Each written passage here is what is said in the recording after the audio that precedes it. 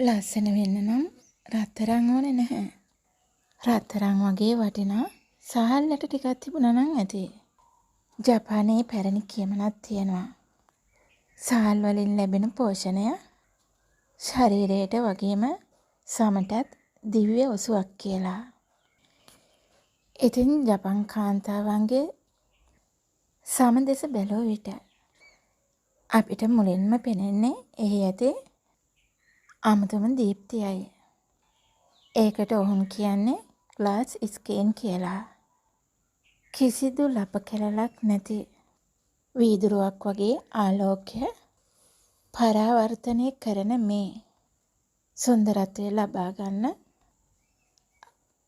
ඔවුන් භාවිතා කරන්නේ අපේ කුස්සියේ හැමදාම තියෙන බත් සහ සහල් බව ඔබ දන්නවද? අද අපි බලමු මිල අධික රූපලාවන්‍ය නිෂ්පාදන පස්සේ නොගොස් නිවසේදීම ඊටාම සරලව මේ මැජික් ක්‍රීම් එක හදාගන්නේ කොහොමද කියලා. මේ ක්‍රීම් එක හදාගන්න අපිට අවශ්‍ය යන්නේ මෙන්න මේ ටික විතරයි.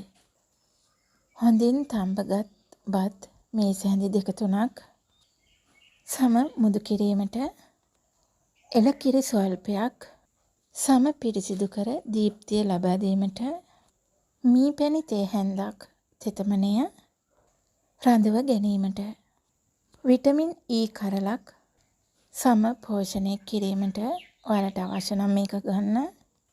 දැන් මම කියන්නම් මේක හදාගන්න විදිය සහ භාවිතා කරන විදිය.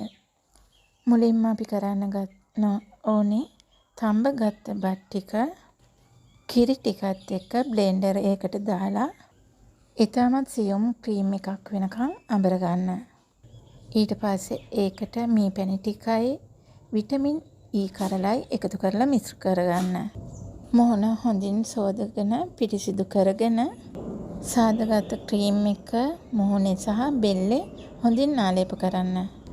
විනාඩි 20ක් විතර තියෙන්නට ඇරලා මද උණුසුම් ජලයෙන් සෝදලා ඊට පස්සේ සිසිල් ජලයෙන් සෝදන්න. ඔයාලා දන්නවද ඇයි බත් මෙච්චර වටින්නේ කියලා?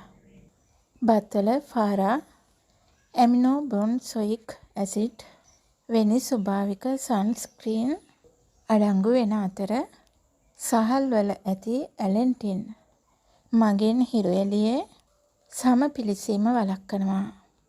ඒ වගේම සහල් වල අඩංගු පිෂ්ඨය සමේ සිදුරු කුඩා කරමින් සම ඇදෙන සුළු බව වැඩි කරනවා. හිතන්න අපේ ගෙදර තියෙන මැටි පොළවක් ගැන. ඒක රළොයි. හැබැයි ඒකට සිමෙන්ති දාලා ඔප දැම්මම ඒක දිලිසෙනවා. ඒ වගේම සුමට වෙනවා. අන්න ඒ වගේ ඔබේ රළු සම සිනිඳු කරලා වීදුරුවක් වගේ මතු පිටක් හදන්න මේ සහල් සත්කාරයට පුළුවන්. පිටතින් ආලේප කරන දේවල් වගේම සිරුර ඇතුළතින් පිරිසිදුව තබා ගැනීමත් වැදගත්. ඒ නිසා දිනකට වතුර වීදුරු 8ක්වත් බොන්න අමතක කරන්න එපා.